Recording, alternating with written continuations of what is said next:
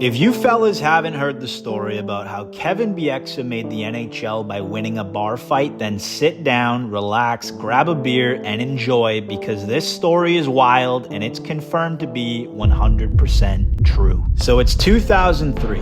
Brian Burke is the GM of the Vancouver Canucks, and he'd been looking at this kid out of Bowling Green State University who was tough, had a lot of heart, but he wasn't sure if he could actually play at the pro level. Now, that kid's name was Kevin Bieksa. Burke decided to give him a shot and see how he'd perform with Vancouver's AHL team in Manitoba, so he signed him to an ATO, which is an amateur tryout, so that Kevin could come out and play a couple games, and then they'd decide after that if they want to keep him or not. Now, keep in mind, Kevin was a late draft pick, so this ATO was a huge fucking deal. Like, this might be the only shot he ever gets at actually making the NHL, so he needs to perform. So when Bieksa arrives in Manitoba, there's a game that day, and he heads off to the rink. He learns that he's not even going to be playing that night. He's scratched.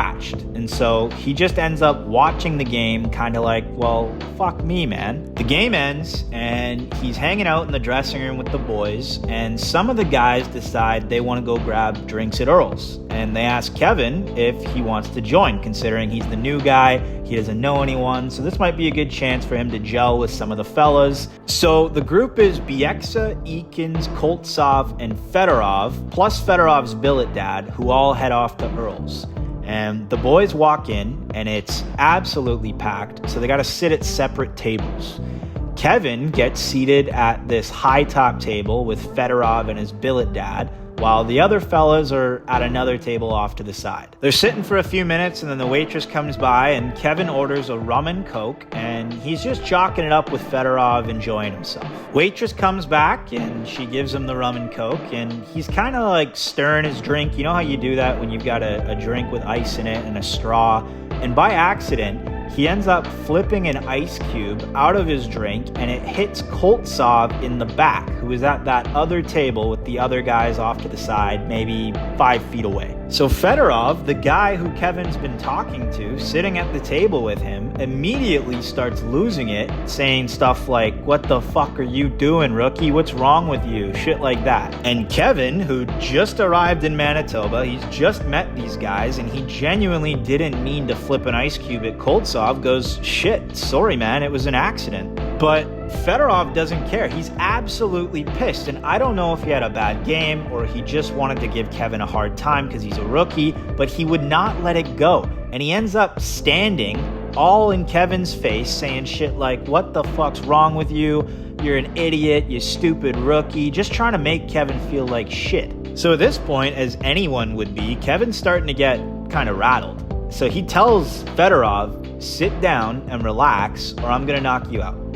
And that's when Fedorov actually grabs him by the shirt, puts his hands on him, and says, "We're taking this outside right now." And Fedorov immediately beelines for the door, just walks outside on his own. Now, at this point, Kevin's really fucking pissed off, but also kind of hesitant because, again, he's a rookie and he doesn't want to get in a fight with a veteran and fuck up his only chance of making this team. Plus, Fedorov was a huge guy, 6'4", 230 pounds, and Kevin's only 6 feet, 190. So Kevin's just sitting at the table, kind of thinking about what to do, and he looks over at Dallas Eakins, the captain of that team, who's sitting at that other table, and he says, "Well, I can't go outside and fight him, right? Like, I'm on an ATO trying to make this team. They're just going to send me home tomorrow, won't they?" And Eakins, who's just chill as a cucumber, sipping his wine, looks over at Kevin and goes, "Fuck that. Go outside and fight him, kid." So Kevin's like, "Shit." Takes 10 seconds to think about it and just goes, "Yep, all right, fuck it. I'm going outside." So outside he goes. He walks over to Fedorov, who's already in fighting stance, ready to chuck. Bieksa's inching closer and closer, and then boom!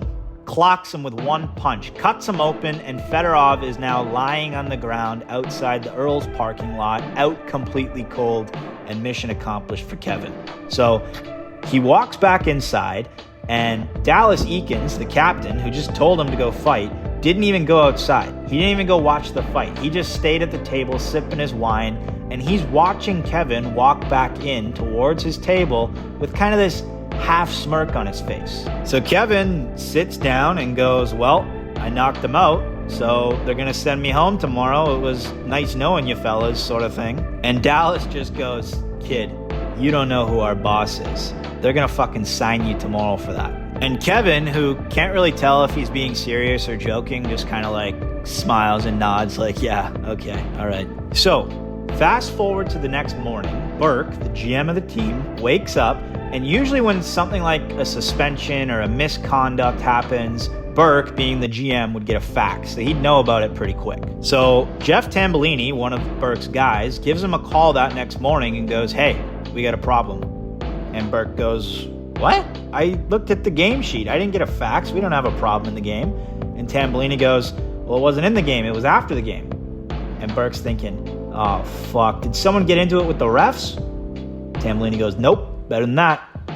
And Burke goes, oh, a fan? Tambellini goes, nope, better than that. And Burke's like, okay, shit. Did somebody get into it with the visiting team in the runway after the game? And Tambellini goes, nope, better than that too. And Burke's like, okay, I'm out of ideas. What happened? And Tambellini goes, Kevin Bieksa got in a fight with Fedorov outside of Earl's in the parking lot after the game. And Burke goes, well, what happened? And Jeff tells him exactly how it went down. And Burke goes, well, all right, let's fucking sign him then. And boom, Bob's your uncle, Kevin Bieksa was signed. So Kevin would go on to play 2 seasons in Manitoba before finally getting his shot in the NHL with the big club, where he would stay playing for the next 10 years and in the process solidifying himself as a Vancouver Canucks legend, and that's all thanks to him knocking out a teammate outside of Earl's in a fucking parking lot. Years later, when Burke was now the GM of Calgary and Kevin was still on the Canucks, their teams ended up facing each other in the playoffs. And Kevin, after one of the games, actually ended up running into Burke, and he asked if Burke had a second to chat. And Burke goes, okay, what's up? And Kevin's like, well, I got a question for you. And Burke's like, okay, shoot. And Kevin goes, back in 2003, when I knocked out Fedorov outside of Earl's, is that really why you signed me? And Burke's answer, of course it fucking was. Only in hockey, fellas.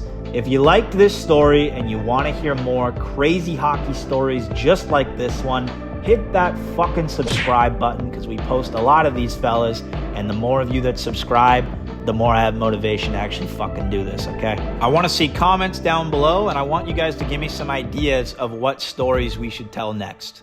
Cheers, fellas.